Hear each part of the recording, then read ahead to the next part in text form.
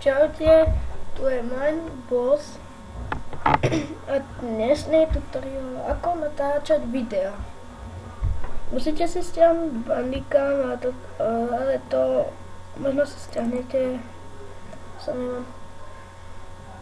Otvoríte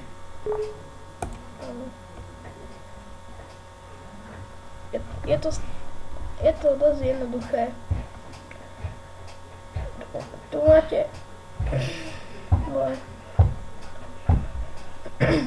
musíte si počkať, keď sa vám to zapne. Tu máte nastaviť. Napríklad tu máte vždy si dáte otvoriť vráveko na obrazovke, aspoň to natáčam ja.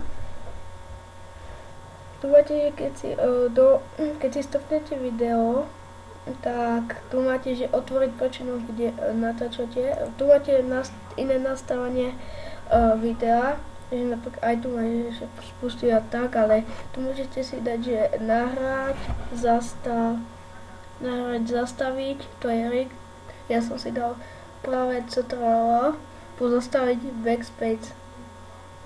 To je zastavenie, pozastaviť. Na to raz naštval. Tu máte iné vecičky. Tu sa môžete registrovať.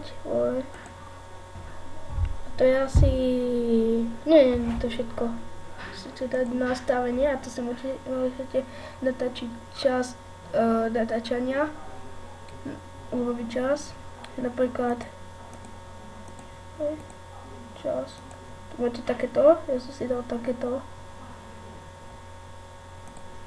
A proste tu si môžete ešte také vecičky ustavovať. Tu vám snímam aj zvuk. A to je asi všetko. Tak strávilo sa, majte.